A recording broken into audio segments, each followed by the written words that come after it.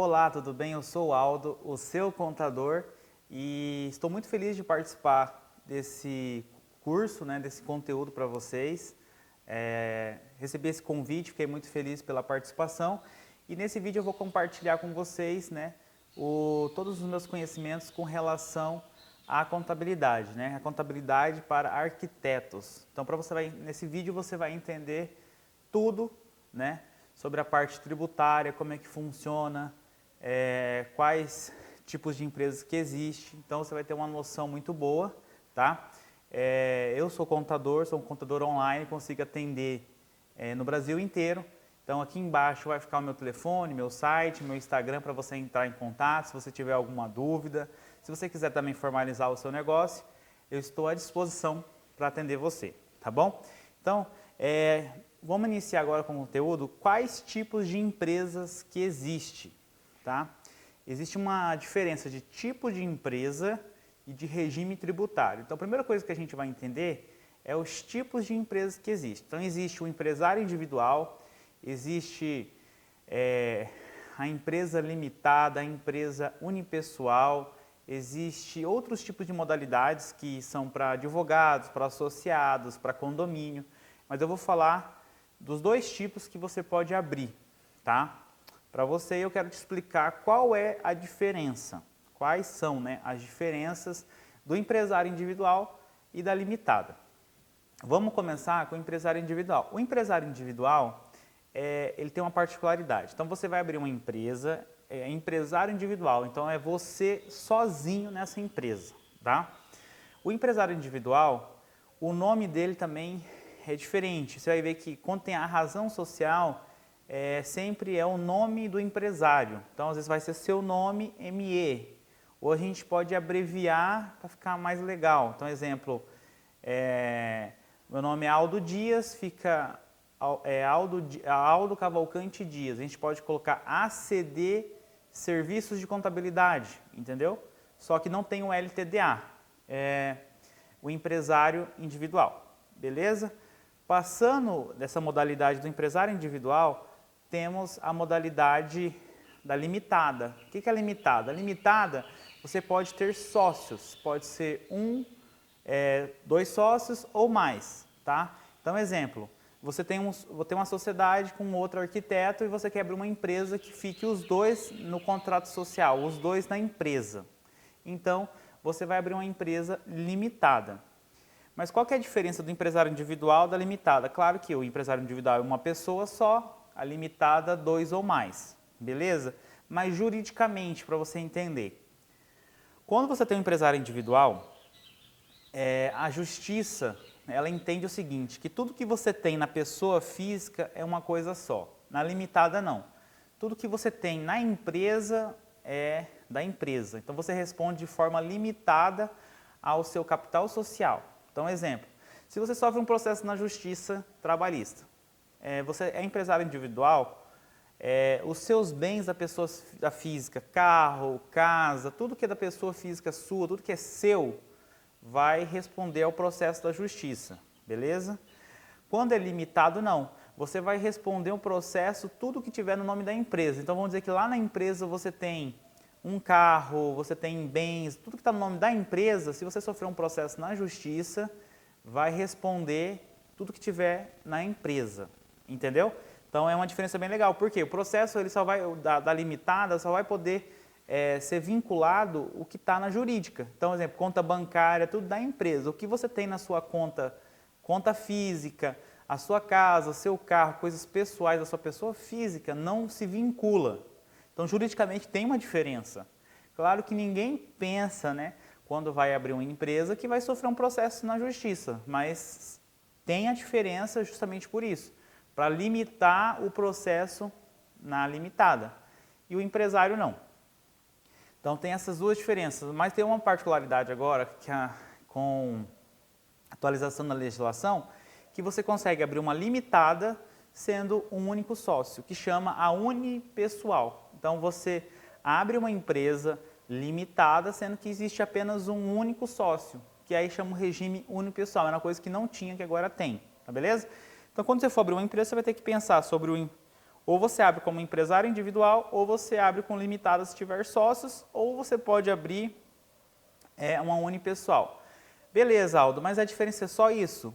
E com relação à parte de pagamento de guias, de taxa, né, custo para abrir uma empresa, tem diferença? O empresário individual hoje está custando R$ 197 de taxa para junta e a limitada R$ 387. Isso hoje no ano de 2023, tá? Pode alterar a qualquer momento, tá? Então é R$ 100 mais barato, beleza? Com relação a custo de abertura, mas é só isso, tá bom? Então agora a gente vai falar com relação ao KINAI. O que é o KINAI? KINAI é o objetivo da sua empresa. O KINAI é um número que fica lá no seu cartão CNPJ, que diz o que a sua empresa faz, qual que é a atividade da sua empresa. Então o KINAI é a atividade da sua empresa. Então, exemplo, você abriu uma empresa e lá na sua empresa você colocou uma atividade de arquiteto.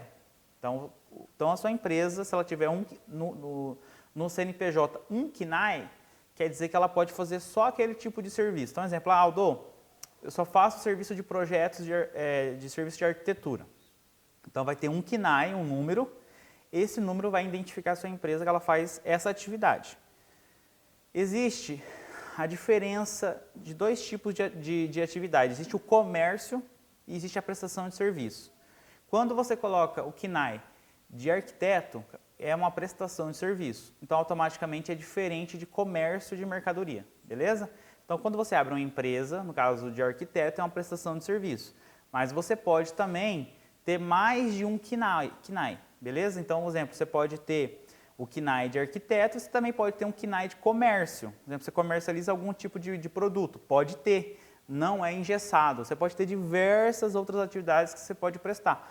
Vamos dizer que você é um arquiteto, que você presta serviço de arquitetura, porém também você presta serviços de marcenaria, que já tem cliente nesse caso.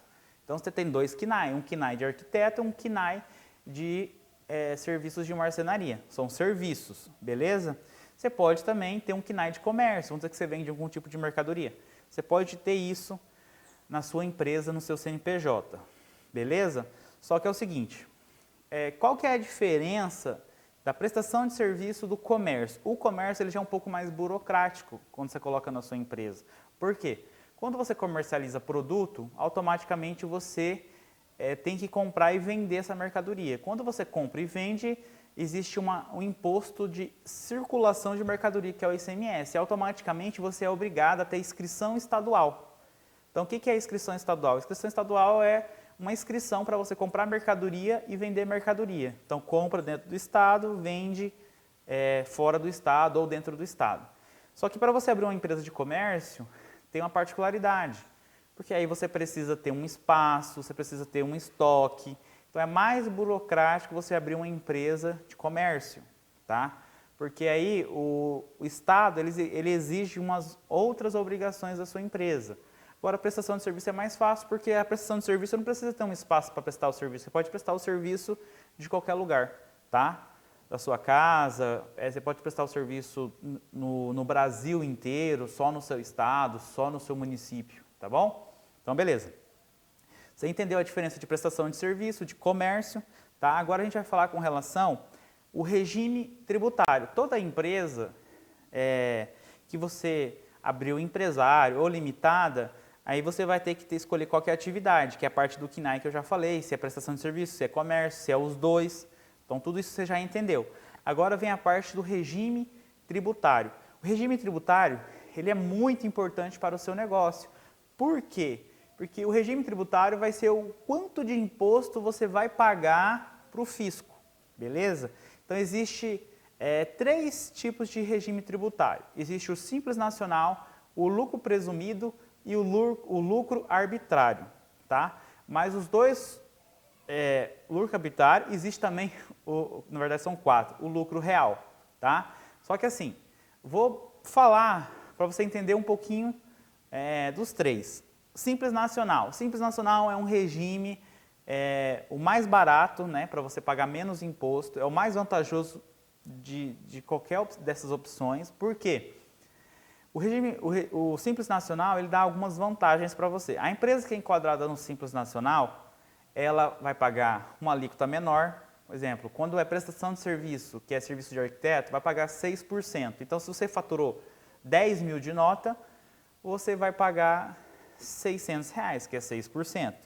Beleza? Vamos dizer que você tem uma empresa de comércio, você colocou comércio, você vende algum produto, alguma coisa, que é comércio, é 4%. Então, faturou 10 mil, vai pagar R$400. É bem simples mesmo, Simples Nacional. Beleza?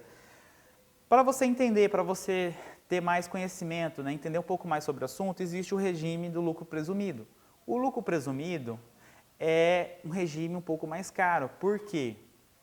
Porque você vai pagar 32%. Olha só a diferença, de 6 para 32. Então, vamos dizer o seguinte, só que ele é vantajoso para alguns tipos de segmentos de empresa. Exemplo, se porventura você está no Simples Nacional, você já está faturando um valor muito alto no Simples, porque o Simples começa com a alíquota de 6%, só que ela vai subindo essa alíquota com a quantidade de faturamento que você tem. Então, exemplo, de 0 até 180 mil, você vai pagar 6%. Só que aí a partir do momento que você chegou nos 180 mil, 180.001, você já não é mais 6%. A alíquota vai aumentando, tá? Então começa ali para 7, para 8, chegou até 1.800.000, já aumenta. Chega no momento que vai para 16, 20. Então quanto mais você vai faturando, mais a alíquota do Simples Nacional vai subindo. Então chega um momento que não é mais vantajoso você ficar no Simples, é vantajoso você migrar para o lucro presumido, porque o lucro presumido é uma alíquota fixa, entendeu? Então no início é vantajoso ser simples, mas se você tiver com faturamento muito alto, muita receita, aí vale a pena fazer um estudo tributário para ver se é vantajoso você migrar de faturamento, beleza? Mas vamos lá para você entender. Uma das vantagens do Simples Nacional é com relação a registrar a folha de pagamento. O Simples Nacional, você só vai pagar o FGTS. Você não paga INSS patronal.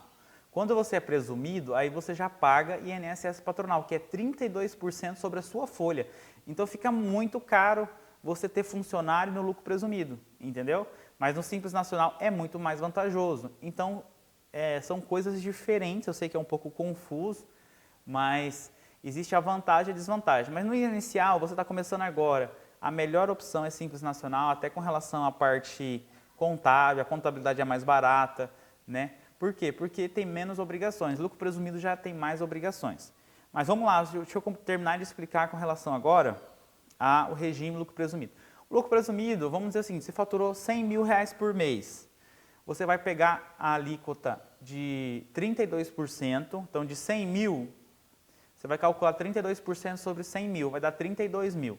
Desses 32 mil, você vai calcular os impostos que você vai pagar por ser presumido, que aí você vai pagar 15% de imposto de renda, você vai pagar 3% de COFINS, 0,9% de contribuição social, e você paga PIS, CONFIS, contribuição social e você vai pagar mais uma alíquota.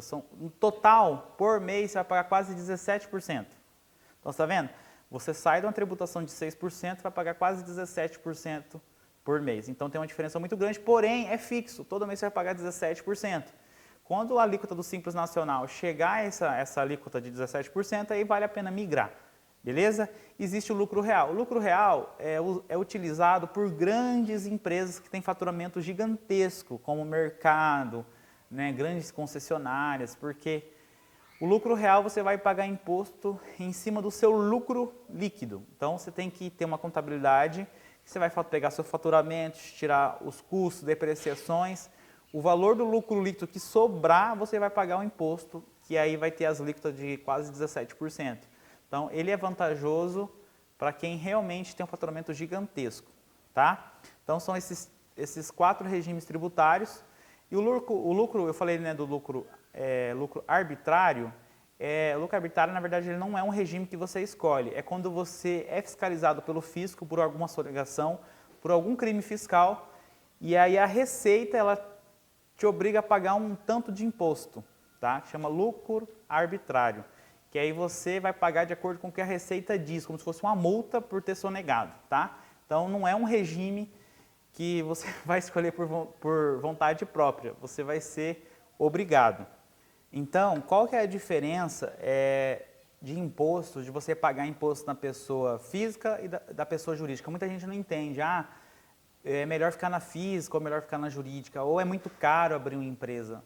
Mas, na verdade, tudo depende. Se você for emitir uma nota, você consegue emitir nota avulsa na prefeitura da pessoa física.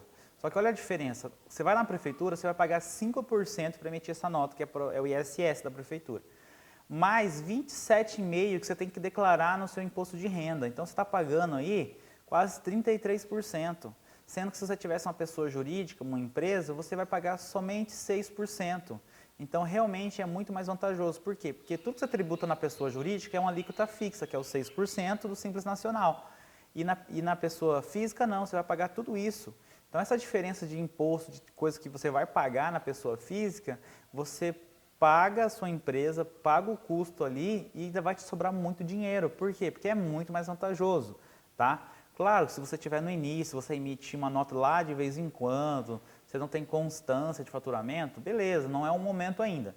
Mas se você chegar no momento que já tem faturamento, você já tem cliente, você precisa emitir nota sempre, então eu recomendo você ter uma empresa e tá tudo regularizado, que você vai pagar menos imposto, vai ser muito mais vantajoso para você e esse dinheiro entra limpo na sua pessoa física, tá bom? E como é que funciona o dia a dia, né, do arquiteto? Você vai prestar o serviço para o seu cliente, você vai receber o seu projeto, você vai emitir uma nota. Assim que terminar todo o projeto, você emite uma nota, você entra lá no site da prefeitura, emite a nota para o seu cliente com dados do seu cliente, com o valor do serviço que você prestou. Aí no final do mês, você me manda essas informações para o escritório, para o seu contador, e ele vai calcular o imposto e vai te mandar a guia. É bem simples, tá? Então, claro que você vai ter que emitir a nota para o seu cliente, mas é uma vez por mês. Todas as notas que você emitiu dentro daquele mês, você paga no mês subsequente, que é no dia 20, todo dia 20, beleza? Então, é assim que funciona a contabilidade para arquitetos, é simples. E se você precisar da minha ajuda, quiser tirar qualquer tipo de dúvida, manda mensagem aqui para mim que eu vou ter um prazer de te ajudar. Se você não entendeu alguma coisa, manda também mensagem aqui, deixa aqui nos comentários que a gente faz conteúdo, grava outros vídeos para ajudar vocês. Muito obrigado e até o próximo vídeo.